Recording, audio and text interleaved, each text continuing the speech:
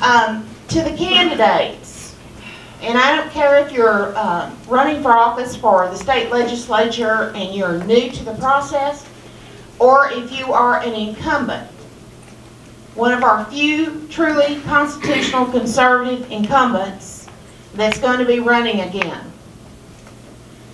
I urge you to think about Scripture, particularly Numbers chapter 13 and the book of Joshua, because my friends, it is time to take the gates of our state capital back from the enemy. That's right. Yes. It is time to possess the land. And as I said yesterday, you need to think, Tea Party members, activists, how big is that God you say you serve? I maintain He's bigger than Joe Strauss. Yes. He's bigger than the money changers. That's right. He's bigger than all of them. Okay? So you think for yourself, how big is that God that you serve? And candidates and Tea Parties, people who come to me and say, Joanne, we don't feel like we're growing. You ask God for your plan. And then you do everything you can to stick with that plan. Please do not make the mistake of concocting your own plan and then asking God to bless it. Okay? As someone who's tried it both ways, I can tell you God's way is always best.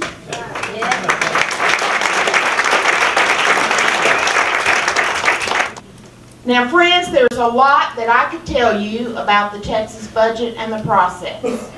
We're not going to get into so many percentages and numbers here today that your eyes glaze over. I'm not saying that nothing good happened during the session. My job is to show you where we're headed. My job is to point out to you what is broken, what needs fixing, and how to fix it. And we start fixing it at the ballot box. But you've got to understand some basics here about this budget. Friends, there's a variety of ways to balance a budget. You can raise taxes. You can raise fees. You can put in some new taxes and fees. You can cut spending. You can use accounting gimmicks and deferrals. You can charge something to a big old Medicaid credit card, which is what we've done. And this is not the first session it's been done. We need to stop this, and I hope by the time I'm finished, if I will have achieved my goal, you will be mad as you can be. I tell people as I go around the state speaking, I hope I make you mad today. And I'm not going to apologize for anything I say today, because this is factual, this is not me, and I've got it sourced. So if you want to look at the sources, you look at the sources.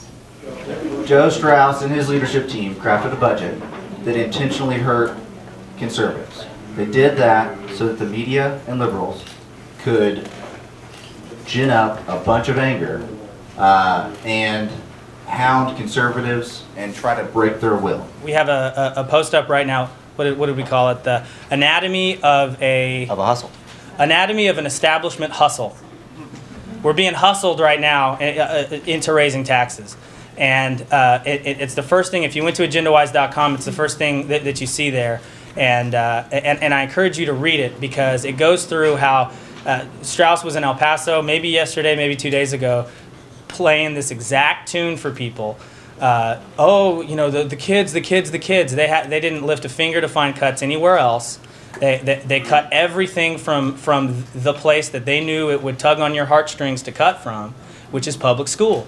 They didn't touch anything else. They had a special committee that was designed to look into cuts, look, waste and fraud, and they met 0 times. Public schools are a mess, but they knew that was the place that they could create a crisis, the financial crisis from. They didn't need to cut from there first. That should have been the last place to cut from. Conservatives were saying that. we should cut from this last. Let's look everywhere else first. And they just pretended they didn't hear anything.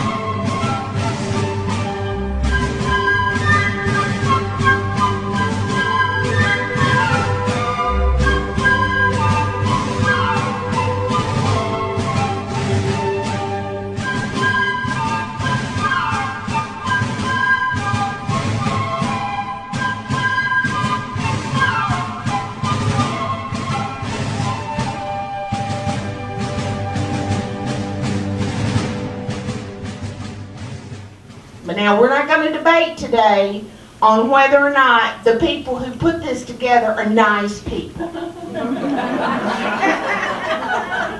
I already had somebody say that, you know, people believe that the incumbent that I'm running against is a nice man.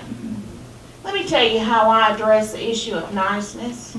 There are a lot of nice people in this country. They're nice to play golf with, to play cards with, to drink coffee with, but they don't need to be in charge of your house. Amen. And your money. Okay, let's go. This was put together because I'm chairman of the Tea Party Caucus Advisory Committee, and these are some of the things we learned. Now, I have titled it the Texas Budget Boondoggle because that's what it is. The rule of law has everything to do with this, and then the other part of it is you. You have the power to change this. So today I'm going to give you just the facts. And the fact is this: the rainy day fund is gone. It's all gone. Today, it's gone. Here's how. Texas has a $7.1 billion planned budget deficit for 2013. Now, even some of my conservative friends in the legislature get a little miffed at me because I say it's planned. Here's how I define planned. If you know you have a problem and you know it needs fixing and you don't do everything you can to change it, to avoid the collision, it's planned. This is planned. I'm not saying everybody in the process planned it, but I'll tell you, the kings of Texas, and you'll be hearing more about that, the kings of Texas planned this. Yes. Because you know what? They think Texas needs more of your money. They don't need more money in Austin. They need to get state government back in a Constitution-sized box. Just yesterday, one of the legislators here emailed me an article from the El Paso Times. And one of the kings of Texas, that being Joe Strauss, is running around the state now saying that we don't need any more cuts in state government. We need new revenue. That is the principal reason that Joe Strauss is not fit to serve in the people's house. We have $2.3 billion in payment deferrals to the foundation school program. That means we had 24 months of spending and about 18 months of revenue. Do you balance your budget like that? $2.3 billion in deferrals to the foundation school program. And then underfunded Medicaid caseload growth, $4.8 billion. And friends, I believe this is a low number. I believe Medicaid will be way more than this. And I can tell you in 2014, it is projected that the state of Texas will need $14 billion in new money for Medicaid. Now, I'm not talking about Medicare. I hope you're with me now. Medicaid. Where do you suppose we're going to get that money? We've already got a $7.1 billion budget deficit right now. Interestingly enough, last week there was a conversation that the Texas Tribune had with State Comptroller Susan Combs. And I was very interested to watch that exchange because she's projecting that we will have $7.1 billion in the rainy day fund by 2013. Isn't it interesting how these numbers all work out? Let me tell you something else about the budget. Toward the last days of the special session in June, Senator Steve Ogden, who's not coming back to the Senate, and thank you, adios to you. Steve Ogden from Bryan is the guy who said there are too many outside voices interrupting the process of the legislature this session. Well, I got a news flash for him. The voices are going to get louder and it's going to get more of them because you're going to understand it better by the time 2013 gets here. Anyway, he said, you know, it would really be great if we had a new revenue projection. In a couple of days then, the Legislative Budget Board, which is a group of state bureaucrats that crunch numbers, and I can tell you, I have about as much confidence in some of the numbers they crunch as I do the CBB. But anyway, the Legislative Budget Board said, you know what, I think that's right. Because after all, the state of California is projecting a greater growth of its economy than the state of Texas. So they actually pointed to California as an example. And then in a couple more days, and I'm telling you, if you get to know these people, you can actually predict what will happen next. So the wise guy that I am, I predicted in just a few more days, Comptroller Combs is going to say, Eureka, I think we're doing better now in the economy. And she projected more revenue. She did. So I will tell you that the only way this doesn't happen is there will have to be some miracles take place. The economy will have to really crank up and get going in Texas, and everybody just starts spending money, and we forget about the federal debt, and we forget about Europe being on fire and how we're all connected to that. Everybody's going to have to get confidence in the federal government between now and 2013, and the economy's going to get on fire so that we have more revenue. And then the other thing that has to happen is somehow these numbers disappear. I don't believe it'll happen, friends. I think this is a low deficit for 2013. So for all of you that are out there running, you will inherit a sea of red ink. And you see, some of the people at the top of the political food chain in Texas are hoping they're going to be somewhere else, that you will have promoted them to higher office before the call for a cleanup on aisle 9 goes out.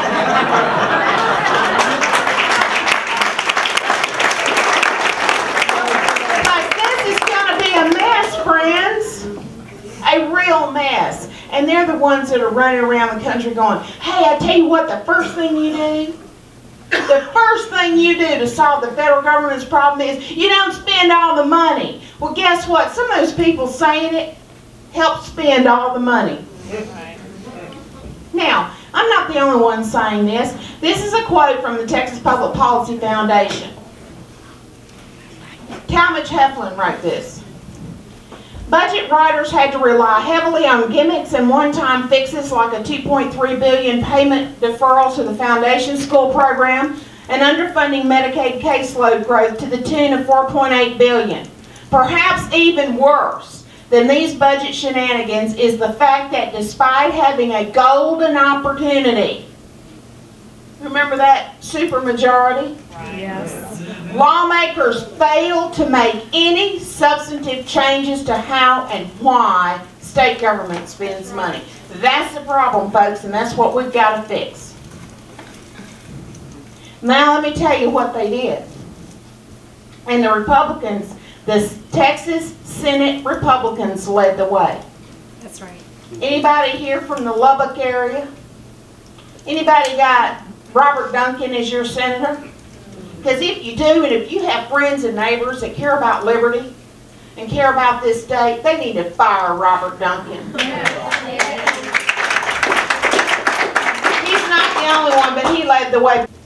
But we didn't have to worry. We had 19 Republicans. But we didn't have to worry about the Democrats deep-sixing these types of common sense cuts because the Republicans led the way. One common sense way to cut spending in the state budget was a hiring freeze.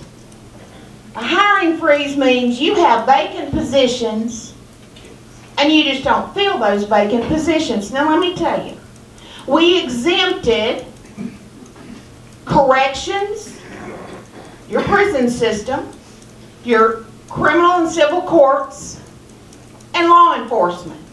Because if you cut and you keep vacancies, you keep vacancies and freeze them in those positions, you're gonna mess up your criminal justice process, and we're all gonna pay for it. So we exempted those three areas. I will tell you that the state of Texas has a whole lot of employees that do not work for corrections, the court system, and law enforcement. But Robert Duncan rose, and you can see him, it's archived. He rose and spoke against that amendment. No hiring freezes. Pay cuts for state employees. Now let me remind you, teachers are not state employees. They're considered local employees. We're not talking about teachers here. There was an amendment in the Senate to cut the pay of state employees that made $60,000 and above, to cut their pay for a 2-year period. They rejected that. Then there was an amendment that if you made $100,000 or more, that you would get a pay cut. They voted that down. Then came $200,000 and above, and they rejected that. And the bright lights down there leading the charge, Robert Duncan being one of them, said, you know what? If we cut their pay, the best and brightest will leave the state of Texas. Now, it is a good thing that I was watching this live streaming from my home office that day, because they don't allow you to yell in the Senate chamber.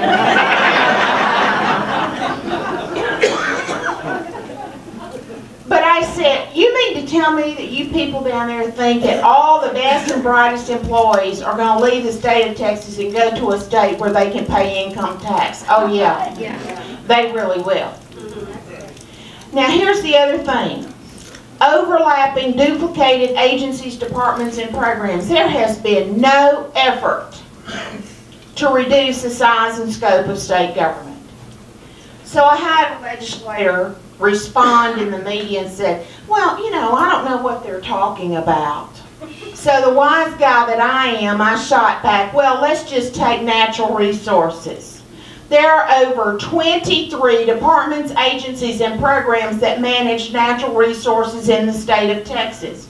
Now, I know that Texas is a big old state, but I don't think we need 23 independent kingdoms to manage natural resources in the state of Texas. That's a good place to start. So here are just a few of the ways that they could have cut spending so that we would not have as tough of an impact in 2013. And I'll just say this about the House. Our conservative legislators had a long list of additional cuts that they wanted to make on their side of the budget. And the Republican caucus told them to sit down and shut up because that wasn't going to pass. And I will remind you that the power to tax and the power to take what you have is a threat to your liberty. And you understand, these people who want to keep spending are a threat to your liberty and the liberty of future generations, because they are spending the inheritance of future generations. And my friends, we have had such a loss of value and productivity since 2008, and that will not be recovered in our lifetime. Now, so what's the solution? The solution to all of this is to get state government back into a Constitution-sized box. What are some of the things that state government is supposed to do? Public education, management of natural resources, just not 23 kingdoms to do that. Transportation. Now let me say this about transportation. And if you work for TxDOT, or you have a loved one who works for TxDOT, I'm probably going to offend you. And you remember what I say after I say that is that I don't care. Because let me tell you something about TxDOT.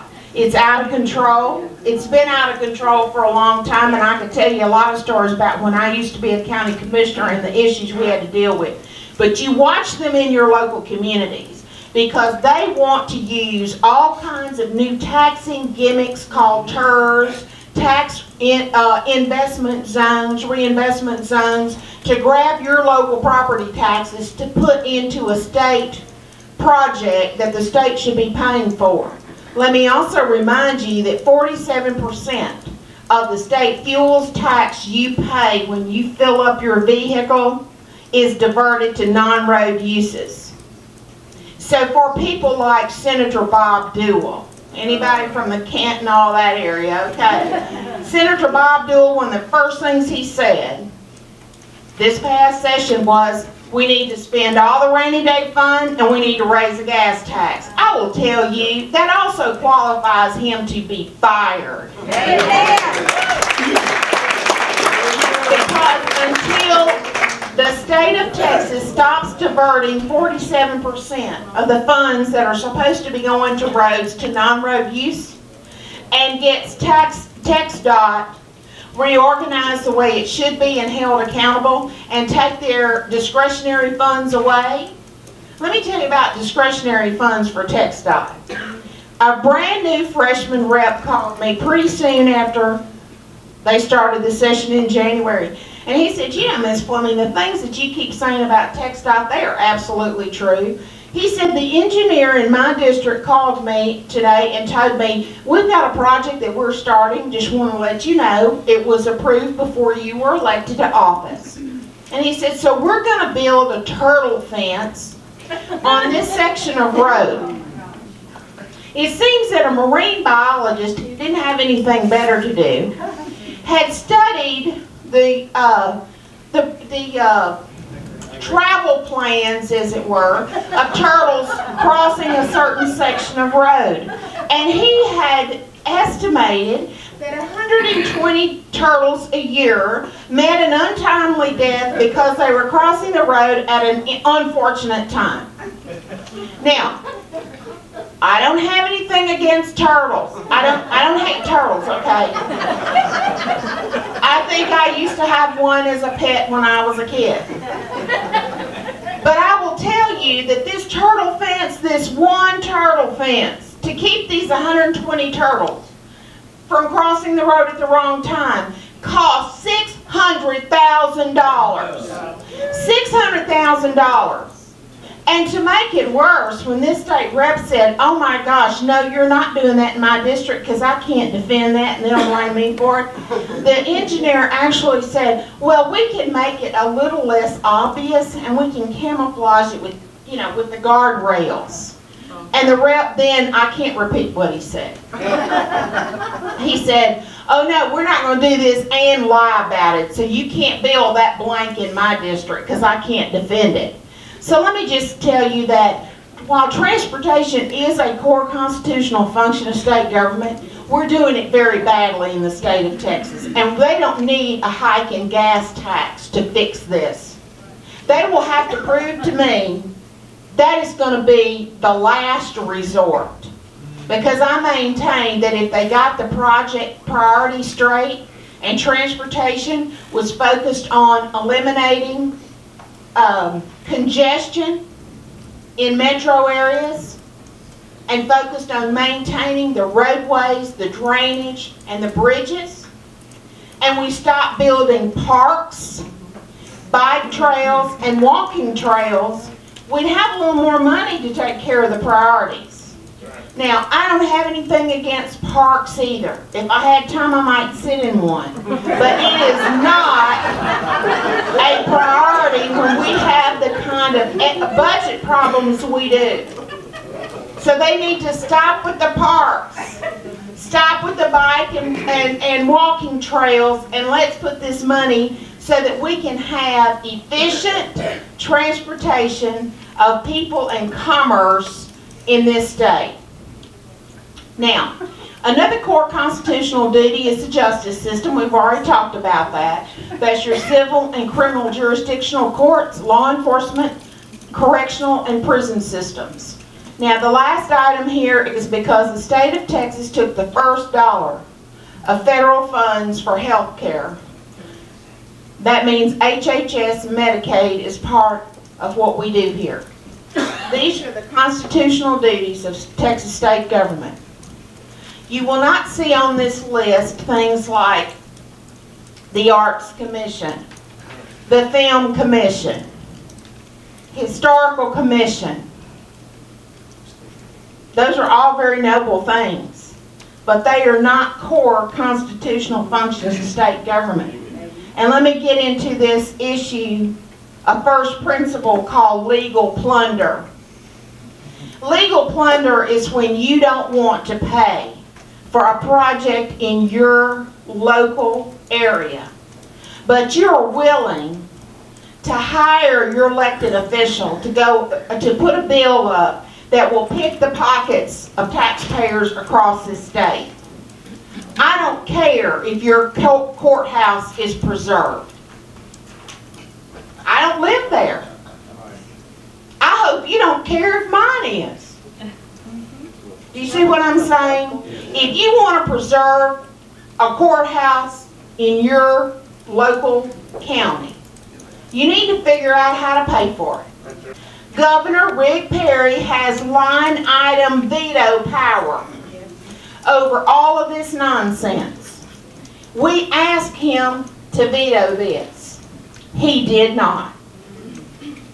Formula One racetrack is getting $25 million in funding for the entertainment venue in Austin. And although one legislature cannot bind another, this is actually a 10-year plan for $250 million to fund Formula One racetrack. So anybody here that loves racing, do not talk to me about how this is going to make Austin and everybody a lot of money. That is not a core constitutional function of state government. The state of Texas has no business putting tax dollars in an entertainment venue. I don't care if it's Cowboy Stadium. All right?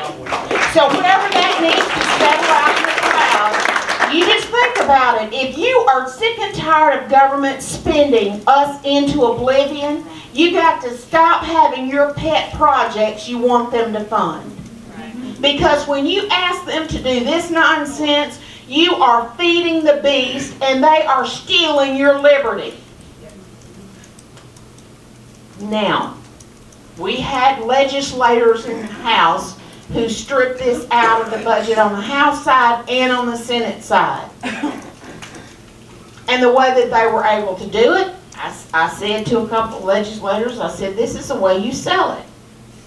You say to all those people that think the world's going to end because public education is getting some cuts, and then the people who rightly are concerned about people in nursing homes, you say to them, okay, so we're going to cut nursing homes, and we're going to cut public education, and we're going to fund a billionaire to get his racetrack project?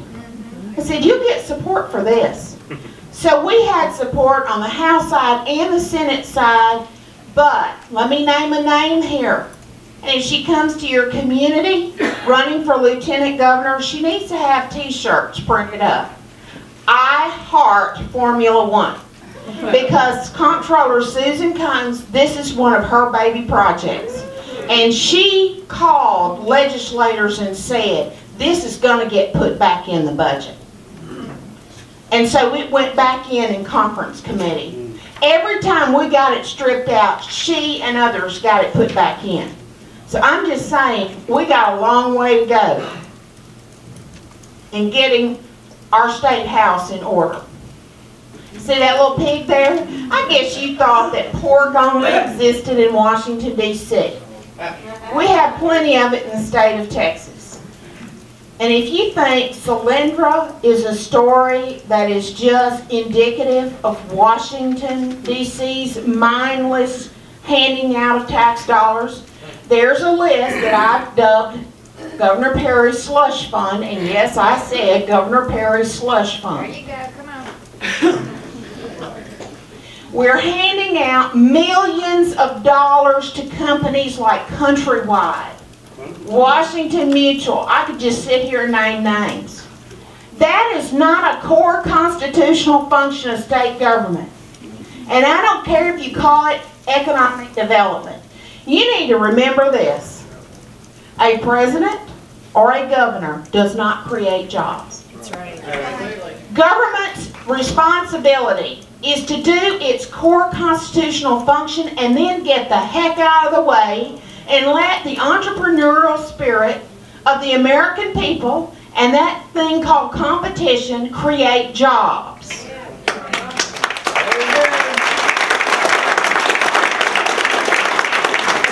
Texas already has a very inviting business climate without picking winners and losers by doling out dollars. We already have that, my friends. But if we keep spending like this, we are not going to be able to afford an attractive business climate. The corporate handouts in the 2012-2013 budget came to about $500 million in pork for special interest, including film and music makers, video games, and commercials for Fortune 500 companies. Not a core constitutional function of state government. So, okay. Everybody's got this romantic idea that Texas is, we're big and bad. We're not like California. We don't have any problems here. Yes, we do.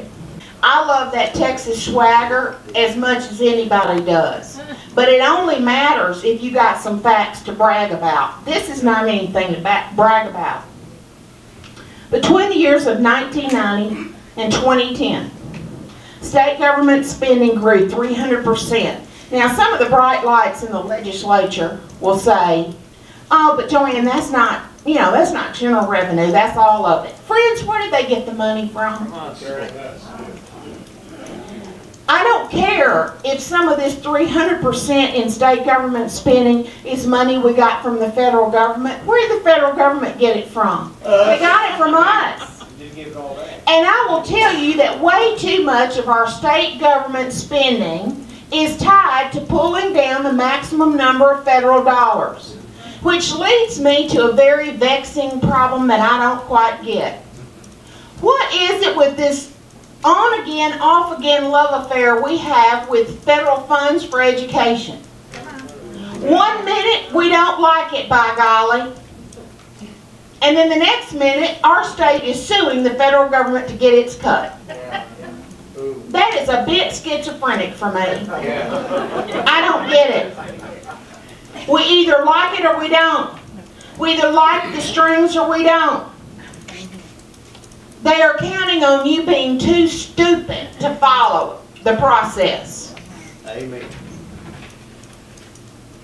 At the same time that government spending grew 300%, the combined rates of population and inflation grew at a combined rate of 139%. 300%, 139%. What does this say to you? It's unsustainable. We can't keep doing this. Right. And yes, it is in God's country, in the state of Texas, that we are doing this. We have to stop it. Now, embedded in this, and this, by the way, came from the Legislative Budget Board and Comptroller stats.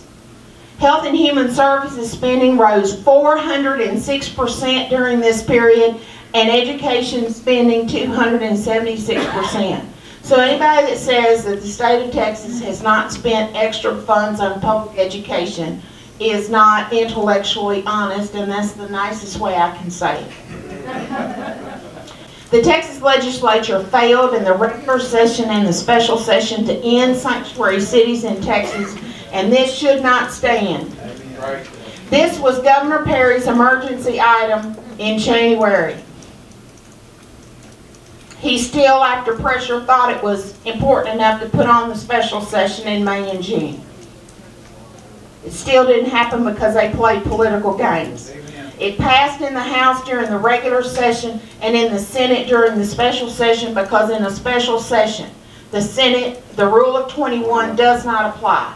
All you need is a simple majority, so it passed. It gave political cover to people who can run around and say, we voted for it. But my friends, some of them had no intention of it ever being signed into law, because there are greedy, unpatriotic companies in the state of Texas that give lots of campaign dollars to our elected officials, and they do not care that people like the Wilkersons lost their child at the hands of an illegal alien. Right. Last time we had a press conference in Austin about this, because if you haven't noticed, some of us have been butting heads with Governor Perry publicly about this, and I will continue to do so, because in his book, Fed Up, he talks about how dangerous it is for us to not have the kind of border security. Border security is a federal government role. But I will tell you that the oath of office that Governor Perry and the rest of the people in this state take when they have been elected to office and they're sworn into office, it says that they will uphold the laws of the United States Constitution and the state of Texas. There's this thing called interior enforcement.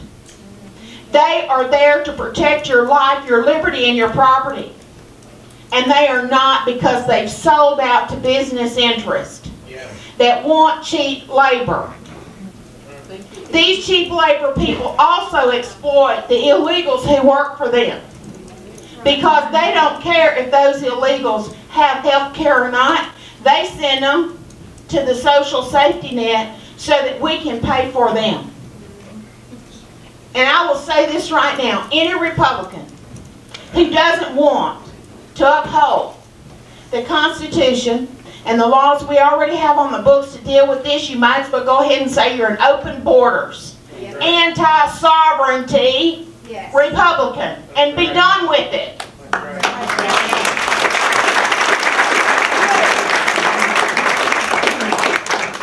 State after state has taken a stand on this, and Texas stalls. South Carolina, God love Nikki Haley.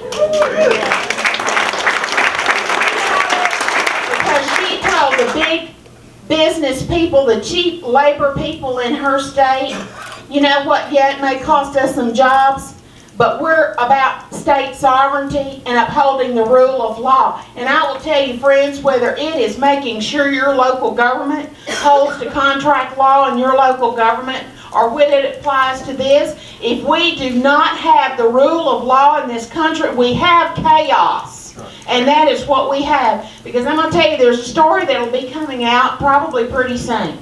We're trying to work with the Attorney General to get some notice brought to it. But there are Mexican cartels working in the state of Texas on construction sites. And they are extorting money from people you have to pay to work on that job site.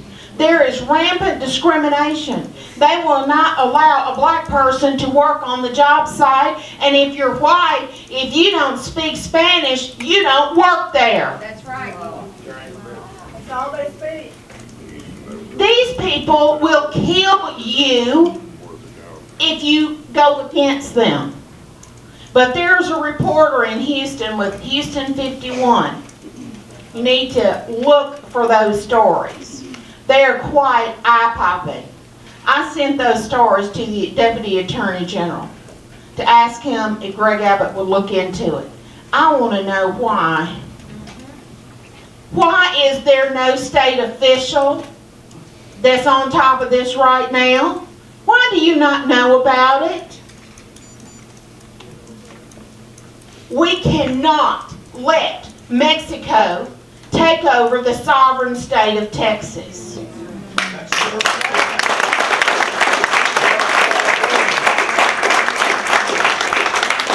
Now, why is the anti-sanctuary cities issue important? Because it has everything to do with life, liberty, and property. It's an issue of state sovereignty and upholding the rule of law. We must hold our elected officials accountable. Now, let's go over the finer points of sanctuary cities. They harbor illegals who are criminals. These people are a national security threat. I'm not saying that everyone that's here illegally is a national security threat. But if you come to this country to cause harm, where are you going to go? Where you are assured you will not be touched by law enforcement. And in cities, we have some that are blatantly sanctuary cities like Houston. Some of the Houston PD sent us the policies that are on the books that prohibit those officers from upholding laws about people who are here illegally. Let me ask you this. Since the federal government has a problem with local and state law enforcement, they don't want them to enforce these laws, how about counterfeit money? It needs to be upheld. Yeah. And when people take the oath of office, and you people run for office, hear me. Hear me now. If you don't remember anything else I said today, when you take that oath of office, you need to understand you are saying you're going to uphold all of the law. There is no little fine print at the bottom that says, I'll uphold the law unless it's inconvenient for me, it's not popular for me, or if it's politically incorrect.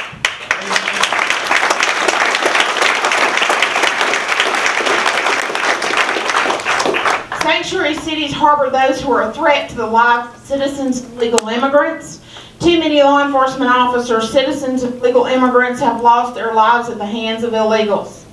Sanctuary cities are magnets for those who come to exploit the social safety net for the free health care and taxpayer-funded government handouts.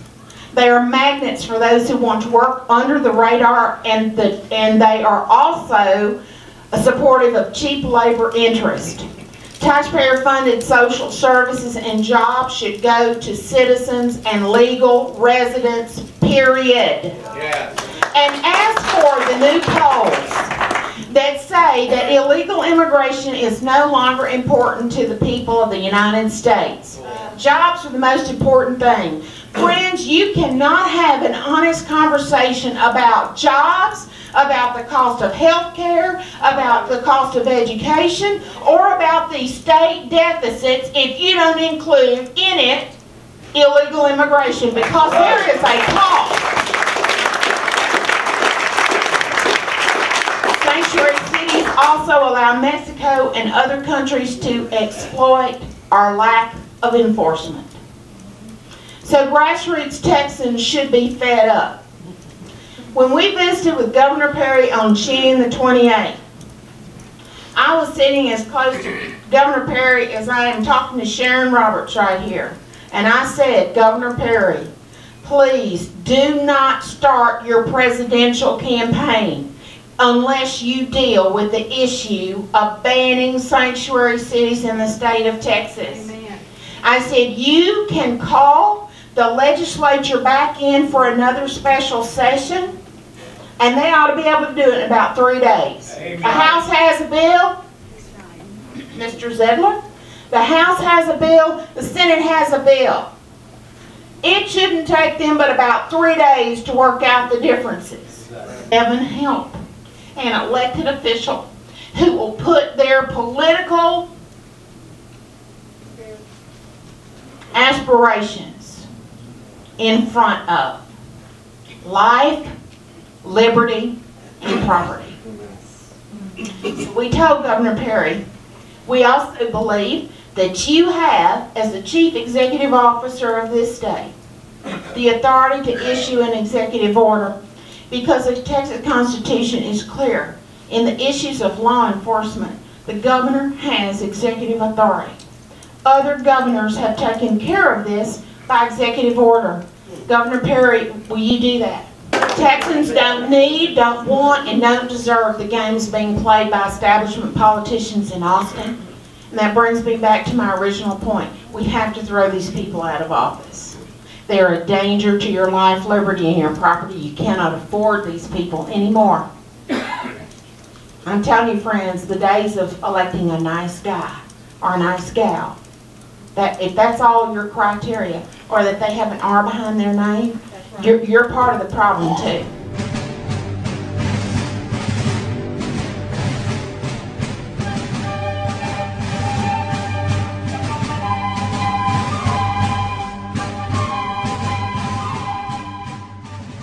They had a strategy on the bills that were the most notorious with the Tea Parties. They had a strategy on TSA, on the sanctuary bills, and between Dewhurst and Strauss, they would decide which body would pass it and which one it would hiccup on.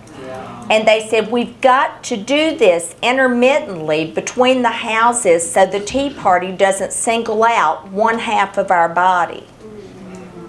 And so that happened on every key issue that the Tea Party cared about. And they knew what they were doing. It was a concerted effort. Is we're going to be presented with an option in 2013 because we're in such financial dire straits. What we will be presented with is the choice of gambling, which will create jobs and prosperity in Texas, or a state income tax. How do you think people are going to react to that? There were two other things I want to bring to your attention, other than the fact that the whole purpose and agenda was gambling this session.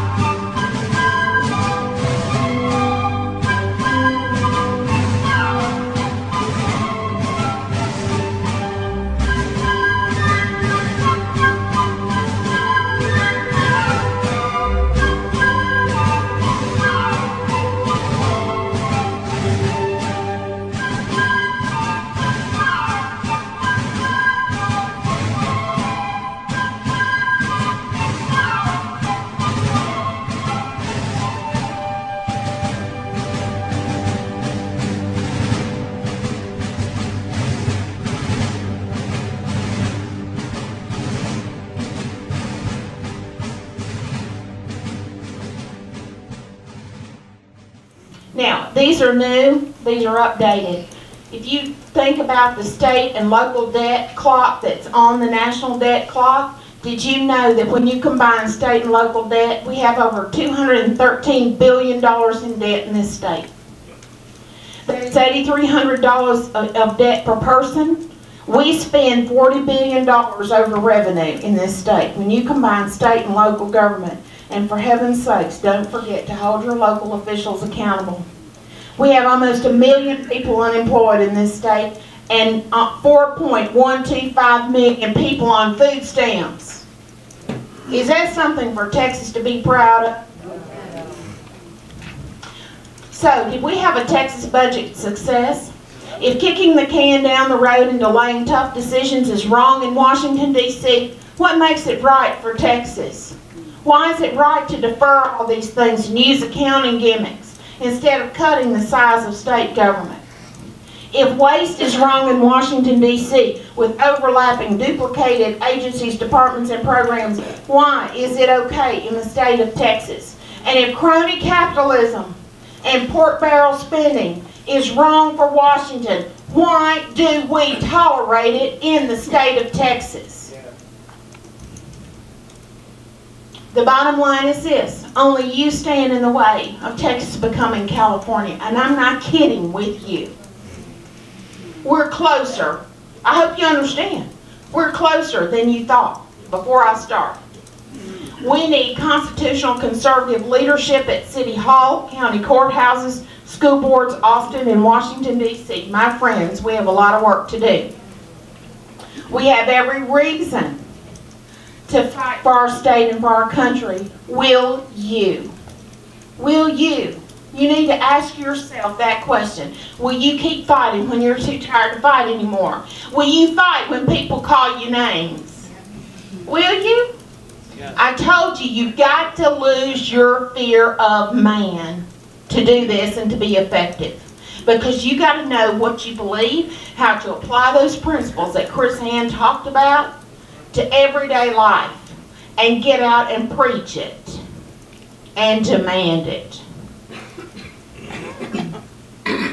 If you will not fight for right when you can easily win without bloodshed, if you will not fight when your victory is sure and not too costly, you may come to the moment when you will have to fight with all the odds against you and only a precarious chance of survival. There may even be a worse case.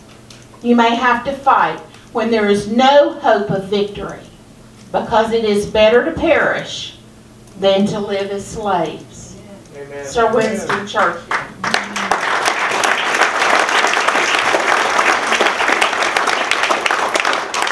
And we're going to put together a plan so that when our legislature gets there in 2013, they'll have some things that have already been studied to work on.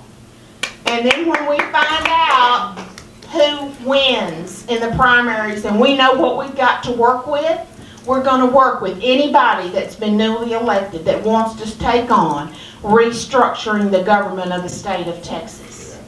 Thank you for your